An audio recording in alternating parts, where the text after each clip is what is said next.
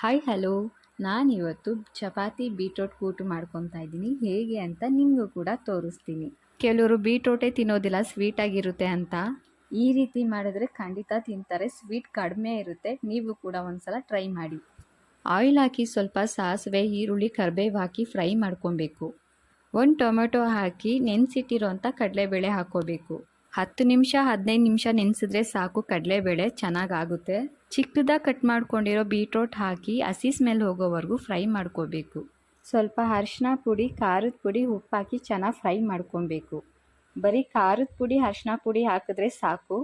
ಒಂದು ಜಾರ್ಗೆ ಸ್ವಲ್ಪ ತೆಂಗಿನಕಾಯಿ, ಕಡಲೆಪಪ್ಪು, ಚಕ್ಕೆ, ಜೀರಿಗೆ, ಗಸಗಸೆ ಇಷ್ಟು ಹಾಕಿ ಚೆನ್ನಾಗಿ ಗ್ರೈಂಡ್ ಮಾಡ್ಕೊಬೇಕು. ಬೀಟ್ರೋಟ್ ಫ್ರೈ ಆದಮೇಲೆ ಮಸಾಲ ಹಾಕಿ ಚೆನ್ನಾಗಿ ಫ್ರೈ ಮಾಡ್ಕೋಬೇಕು. ಸ್ವಲ್ಪ ನೀರು ಹಾಕಿ ವಿಸಲ್ ಹಾಕ್ಕೋಬೇಕು. ಚಪಾತಿಗೆ ತುಂಬ ಚೆನ್ನಾಗಿರುತ್ತೆ. ನೀವು ಒಂದ್ಸಲ ಟ್ರೈ ಮಾಡಿ.